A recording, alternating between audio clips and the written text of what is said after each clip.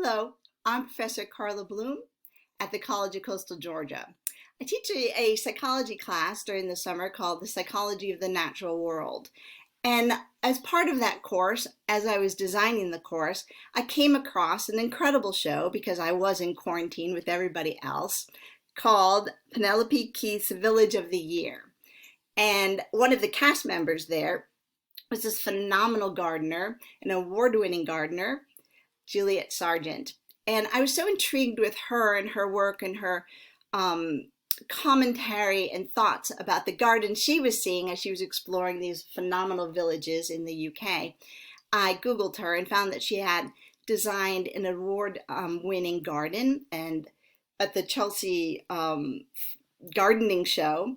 And I became very struck by one of her gardens in particular called an anti-slavery garden. And so I reached out to her and she was kind enough to permit me, I have to say, to interview her, and she's here with us now. So I would like to just do an introduction and she will take this away to Master Gardener Juliet Sargeant. Thank you very much, Carla. Hello, I'm particularly pleased to be meeting you today because I actually, many years ago, I did a psychology degree. So one of the things that informs my gardens, the gardens that I create and the way that I approach my gardening is my psychology, my knowledge of psychology and the way that gardens and landscapes have an impact on the way that we feel and think. So thank you for asking me. Absolutely. And I will start with a question that will help us to get to know a little bit more about you and your background. Can you explain how you first became involved with gardening? Well, it goes all the way back to my childhood. My mother brought my brother and myself up on her own. So a lot of the time she was out at work and we were left to play and try not to get into too much trouble. And we were really fortunate because my mother worked at a residential school where children stayed as well as went to school. So there were large grounds. It was out in the country and there were 17 acres of ground. And we really just all day until we were called in would play in the garden. Trying to keep out of mischief, trying to avoid the gardeners, and just having fun. And I remember so many happy and mischievous memories. Yes. And many of the gardens that I make are actually my attempt to relive those early experiences and also to create opportunities for the children who are going to be in those gardens have those kind of positive experiences of the landscape. So it really goes all the way back for me. And did you grow up in England? Where did you grow up? Yep, that was in the south of England, in Surrey, which is a sort of leafy suburb area. So it was very nice. That's lovely. I would like to ask you, can you tell us about the first moment you imagined this award-winning anti-slavery garden? Okay, so I was so fortunate to be invited to design this garden by a group of people who had been campaigning for many years to raise awareness about the issue of modern slavery. The idea that these days there are people today, as we speak, who are being forced to work in situations of captivity where they have terrible working conditions or are not paid at all.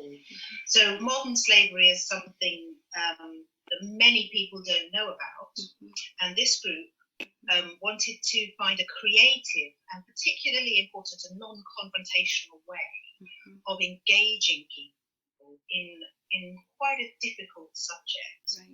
So they asked me to design a garden and to take it to the Chelsea Flower Show, which is a sort of world-renowned flower show. And I think it was a very clever idea because the Chelsea Flower Show is televised all over the world and people love to watch it. So it was a way of putting this message in front of people in quite a gentle way, yes. but just giving them the opportunity to engage with it. And so my sort of brief to myself was to create a story within the garden that people could read, but also to create that story on different levels. I call it layers of meaning. So that if it was somebody who was going to the flower show just because they love flowers and they want to see gardens, that's okay. They could still enjoy my modern slavery garden as a garden. Yes. But then if they wanted to look a little bit more at the garden, they could see little details that might pique their interest. They might say, oh, why are there no door handles on the inside? Oh. And then there would be an explanation for them. And they might say, why are the doors black on the inside? Those sort of things. So people could engage with the garden as much or as little as they wanted to. Because I think when you're trying to have a conversation, particularly a difficult conversation with people, I think you need to invite them into the conversation, not force it upon them. And I also think that when people are looking at change, really change comes from the heart. People are moved emotionally to change, and instead of intellectually. I think the intellectual part comes later. I think people have an emotional response and then they think about it. So I wanted to create a garden that would move people.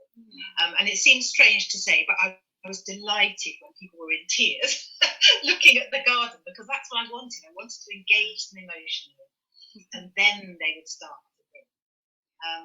So that's what it was all about for me, really. Yeah.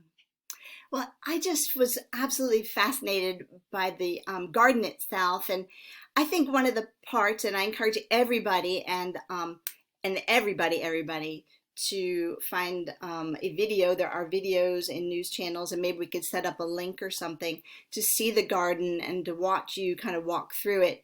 But I was so struck by the baby oaks, these the idea, the concept of hope. For me, it was the most hopeful part, that the big oak tree, where you said that kind of the idea of abolishing slavery was born in the UK, right? And that you put the baby oaks because you said there could be these little thoughts bubbling out of the ground, like little sprouted oaks. And it's okay, we have to be hopeful for the future also. Is that kind of how you envision that part of the garden? Yeah, very much so. So there was a big mature oak tree in the middle. And for me, that represented the work of William Wilberforce, who was the sort of very famous anti-slavery campaigner 200 years ago. And they campaigned for nearly 30 years to bring about the anti-slavery bill in the British Parliament. And the reason we did the garden in 2016 was because the year before, 2015, there had been a new modern slavery bill passed in the British Parliament. And again, the British Parliament was the first in the world to pass a modern slavery bill. So our garden was a celebration of that, as well as wanting to raise awareness of the issue. And for me, the little oak trees represented the work that had been seeded from Wilberforce's oak, and from his work, and were taking root. So it was the work of people today who are trying to rid the world of this awful blight of modern slavery. And yes, there's sort of seeds of hope that come from that. And it was wonderful because during my research, I went to a safe house where the victims of modern slavery are housed and kept safe after they're rescued, because, of course, they're rescued from terrible situations and they are witnesses to serious crimes. So the criminals who've been holding them want to get them back, so they have to be looked after and hidden away somewhere safe. So I went to a safe house in an anonymous place to meet them. And they said they were, so interested and excited by the idea of the garden, and they wanted to be involved, but of course they can't leave the safe house. Yeah. So they said, "Can we grow the oaks?" Oh. So we gave them some acorns, and they grew the little oaks that were on the garden, so that when they watched it on the television, they could say, "Yes, we grew that, we did that." So it was a lovely way of involving them. And in the safe house, they garden in their garden, and they find that very useful, very therapeutic to be able to do that. So gardening sort of ran through the whole theme. It was lovely, really lovely. That's a beautiful story. I hope that inspires other people to see acorns and little baby oaks forever and ever, their whole life in a new way of a thought about anti-slavery. That's beautiful. My next question is, I believe that I read that you said that gardening lacks a diversity of voices and can be a creative expression. So can you speak a little bit more about that, please? Yeah, I mean, I don't know what it's like for you guys in the US, but in the UK, horticulture as an industry is a very non-diverse industry. There are very few people of colour. There are very few disabled people, and it's an issue that really has been there for many years, and occasionally somebody says something, but then everybody forgets about it and carries on with it. But since, I don't know if you guys have heard in the news, but since the killing of George Floyd, in the UK there has been a big rethink, really, about the whole Black Lives Matter campaign, and lots of organisations and industries are looking at diversity as a whole, and the horticulture industry is looking at itself. And I'm actually involved with writing an article. We've asked our various industry bodies to answer questions about what they're doing about it, and I'm involved with that. So it's, I mean, of course, it's very late in the day for these questions to be asked, but at least people do seem to be engaging with this issue. And of course, the more voices we have, the more experiences that people put into any walk of life, the richer it becomes. We want to hear all these different voices. Yes. We want to hear what people have to say, and particularly in a creative industry, you can't get more creative than just piling in with lots of different people's experiences and their take on things, their imaginations. So it just seems crazy that we don't invite and make ourselves open to everyone, really. And I see gardening as an art form. For me, you start with just a patch of soil and a spade, or even just your bare hands and a little seedling or a seed.